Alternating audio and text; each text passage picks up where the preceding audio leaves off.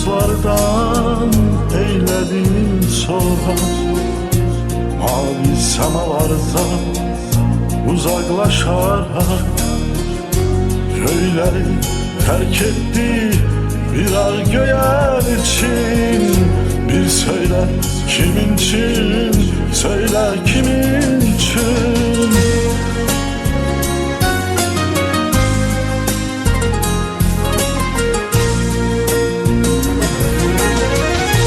Belki bu yuhudur gelip beynime, hasretin dert olup kondu çiğne.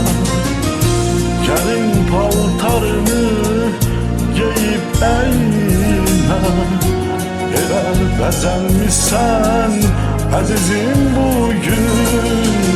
Bir söyle kimin için, söyle kimin için? Hasretle boylanır süzür gözleri, baktıkça közüm üzül gözlerinde. Kimi aktarır gezir gözleri, neden ağlayırsan sen için. Bir söyle kimin için, söyle kimin için?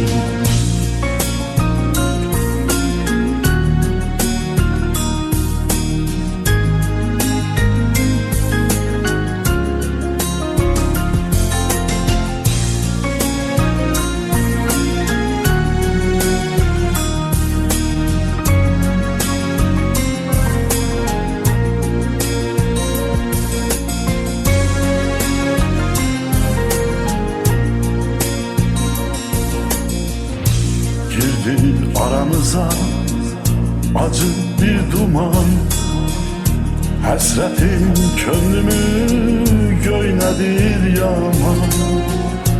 Bakışlar görüşür danışan zaman, yüreğim dözmeyip sıkıldı ne için?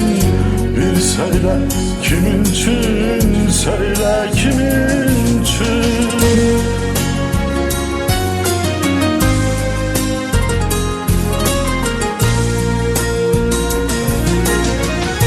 Belki bu yuhudur gelip beynime, hasretin dert olup kondu çiğne.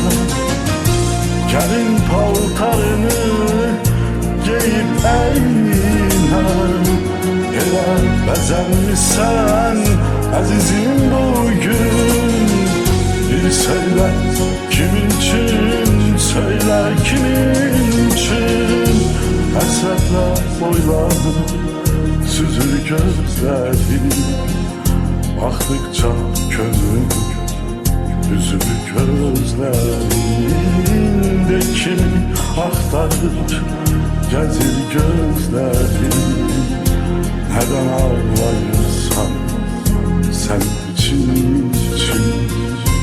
Bir söyle kimin için, söyle